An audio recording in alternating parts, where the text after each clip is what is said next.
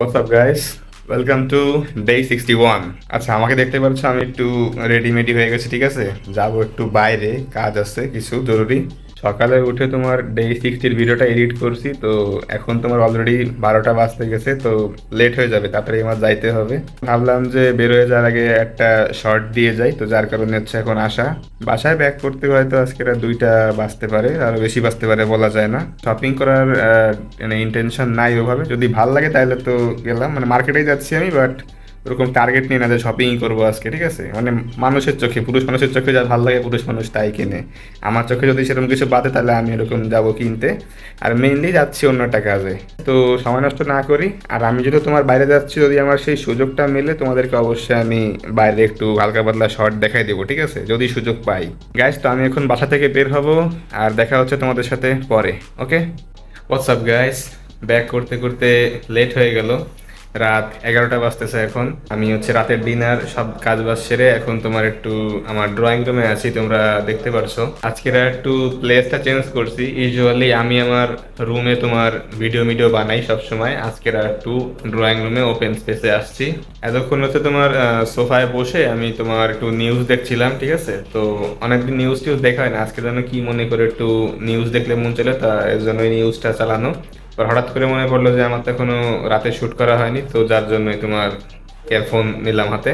আচ্ছা, তোমাদেরকে আমি সকালে বলছিলাম যে বাইরে যে তোমাদেরকে আমি যদি পারি স্ক্রিন শেয়ার করবো, কিন্তু কিছু বাইরের ক্লিপ দেখাবো, ঠিক আছে, আউটডোরের। বাট আমি হচ্ছে আনফর্চুনেটলি ওই সময় ভুলে গেছি, ঠিক আছে। বাসায় আমি যখন সব কাজ বাজ করে বাসায় ফিরতেছি, ওই সময় আমার মনে পড়ছে, ইচ্ছা ছিল যে যেখানে যাচ্ছি সেখানে কিছু শর্ট তোমাদের দেখানো দেখানো, তা ওই সময় একটু মানে বিজি ছিলাম, কাজের মধ্যে ছিলাম। তো যার ফলে আমার মাথায় আসলে মানে মনেই ছিল না আমার, ঠিক আছে। তো যার ফলে আমি unfortunately I am very sorry, বিষয়টা খুবই আনফর্চুনেট। মানে বাসায় কেবল ঢুকছি, আমি ঢুকার মাত্রই আমার মাথায় মানে মনে পড়ছে ব্যাপারটা। আচ্ছা গাইজ, আমি তোমার রুমে যে ভিডিওটা বানাচ্ছি, কারণ এখানে একটু বেশি স্পেস বেশি, তো এর জন্য তোমার বারবার আমার সাউন্ডটা রিফ্লেক্ট হচ্ছে, তো যার ফলে হয়তো তোমাদের সাউন্ড শুনতে অসুবিধা হতে পারে। তো যার জন্য রুমে যাচ্ছি, তাতে সাউন্ডটা আরও বেশি ভালো আসবে, ঠিক আছে, মানে রিফ্লেক্ট করবে না অ্যাটলিস্ট। ওকে গাইজ, তো আমরা আমাদের মেইন প্লেসে চলে আসছি।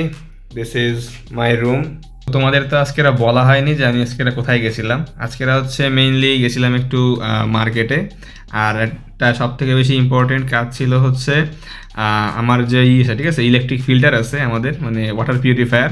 তো তার জন্য তোমার গেছিলাম ফিল্টার কিনতে। ফিল্টার মানে অনেকগুলো সলিউশন আছে, তো সলিউশনগুলো আমাদের প্রতি মাসে একটা নির্দিষ্ট টাইম আছে, ওই সময় সময় পাল্টানো হয়। তো অনেক দিন হয়ে গেছে পাল্টানো হয় না, তো যার ফলে হচ্ছে মানে না না পাল্টালে তো আসলে সমস্যা হয়, বুঝছো। তো এর জন্য হলো আজকে যাওয়া ওইগুলা কেনার জন্য, ওই একটা কারণ। তারপরে আবার যাওয়ার সময় আম্মু বললো যে যখন যাচ্ছিস ওই দিক থেকে, তাহলে একটা কাজ কর, মার্কেট থেকে ঘুরে আয়, যদি কিছু পছন্দ হয় তাহলে নিয়ে আসিস। আমার আসলে জিন্স প্যান্ট যেগুলো আছে, ঠিক আছে, সেইগুলো তোমার মানে সাইজ এখন আর হয় না, আবার অনেকগুলো ছিঁড়ে গেছে, তো আমার জিন্স প্যান্টের দরকার ছিল।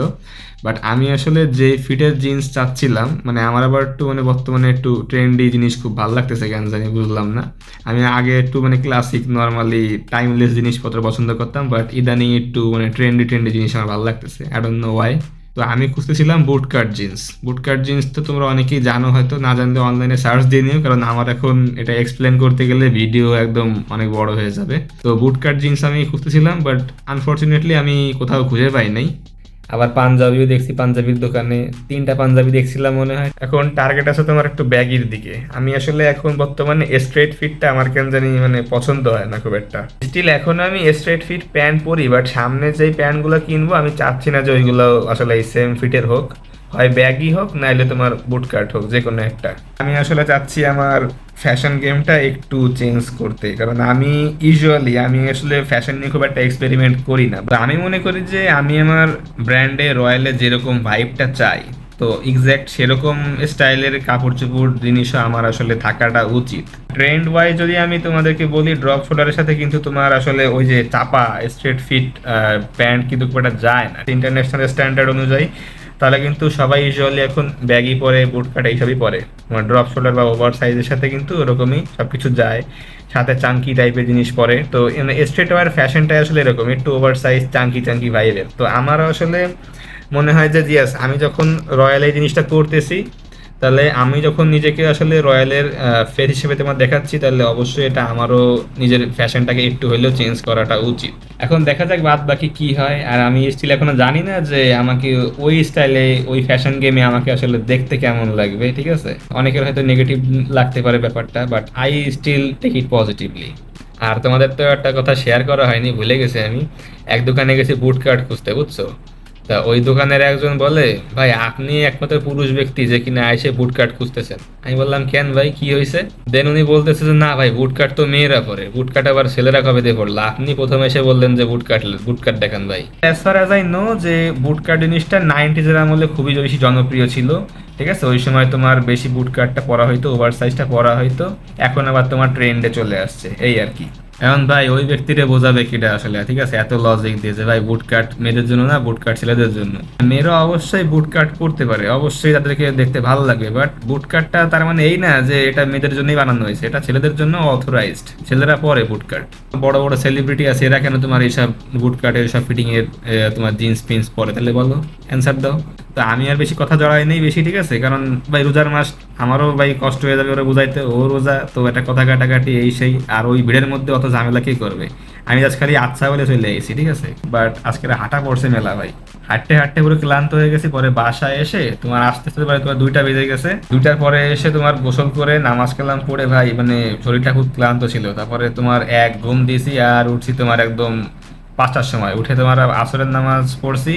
চিন্তা ছিল যে ভিডিও ভিডিও করার ওই সময়, বাট ওই এনার্জি খুবই লো ছিল, বুঝছো। ওই সময় আর ওই সে এনার্জি পাই নাই, তো যার ফলে ভিডিও করা হয় নাই। আর 5টার সময় নামাজ কালাম পড়ে আর ইফতারির টাইম তো বেশি থাকে না, ইফতারি করেও মনে করে যে আবার আলসামি লাগে। ইফতারি করার পরে নামাজ কালাম পড়ার পরে তোমার আমার যে নর্মাল কাজ বাজগুলো ছিল সেইগুলো তো করা হয়নি, তো সেইগুলো তো আগে আমার ফার্স্ট প্রায়োরিটি। তারপরে ওইগুলো করে তারপরে মনে করো যে আবার ঈশার নামাজ চলে আসলো, ঈশা রক্ত, পরে ওইটা করতে করতে আর মানে ঘষতে ঘষতে পুরো একদম আজকেরা বেজে গেছে তোমার 11টা। যদিও প্ল্যান ছিল যে তোমাদের সাথে আজকেরা একটু বিকালে কথাবার্তা বলার, বাট তার হয়নি। ইয়েস, এই হচ্ছে তোমার আজকে আমাদের কার্যক্রম গেছে, ঠিক আছে, এই দিয়ে অবস্থা। আর আমাদের স্টিল, ঠিক আছে, এখনো বেশ ভালোই ঘুম পাচ্ছে। তো ইনশাল্লাহ আর অল্প কয়েকদিনের মধ্যে আমরা হয়তো আবার মার্কেটে একটা চক্কর দিয়ে আসতে পারি। তো ইনশাল্লাহ ওই সময় তোমাদেরকে আমরা মার্কেটটা দেখাবো। ওকে, তো ভিডিওটা অলরেডি বেশ ভালোই লম্বা হয়ে গেছে, আর সময় তো তোমার চলে যাচ্ছে, ঠিক আছে, 12টা বাজতে গেছে। তাহলে ভিডিওটা আর আজকে বেশি লং না করি। ওকে, তো তোমাদের সাথে ইনশাল্লাহ আমার দেখা হচ্ছে আগামীকাল। সবাই ভালো থাকো, সুস্থ থাকো এবং নিজের খেয়াল রাখো। ওকে, আল্লাহ হাফেজ।